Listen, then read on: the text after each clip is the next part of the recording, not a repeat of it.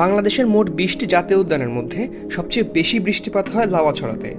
অতি বৃষ্টিপাত এবং ঘন বনাঞ্চলের কারণে এই রেইন ফরেস্টটি বাংলাদেশের শীতলতম স্থান হিসেবে পরিচিত। মৌলভীবাজার জেলার এ উদ্যানের আয়তন 12.5 বর্গ কিলোমিটার। দুর্লভ প্রজাতির জীবজন্তু, কীটপতঙ্গ এবং উদ্ভিদ সহ পুরো পৃথিবী থেকে বিলুপ্তপ্রায় প্রাণী উল্লুকের দেখা মিলে এ বনে। এই অরণ্য এতই ঘন যে মাটিতে সূর্যের আলো পড়ে না বললেই চলে। হলিউডের বিখ্যাত অস্কারজয়ী cinema around the world in 80 days ছবিটির একটি দৃশ্যের শুটিং হয়েছিল এখানে। এছাড়াও হুমায়ুন আহমেদ পরিচালিত আমার আছে জল চলচ্চিত্রটিরও শুটিং হয়েছে লাউয়াছড়াতে। বনাঞ্চল উজাড় করা গাছ চোর চক্রের নেটওয়ার্ক ব্যবহার করে অপকর্ম ঠেকাতে এবং বন্যপ্রাণী সংরক্ষণে এ বনাঞ্চলের 2 কিলোমিটারের মধ্যে কোনো টাওয়ার বসানো হয়নি। তবে 2019 সালে উদ্যানের মাত্র আধা কিলোমিটারের মধ্যে টাওয়ার বসানোর উদ্যোগ নেওয়া হলেও বিতর্কের মুখে পড়ে তা বন্ধ হয়ে যায়।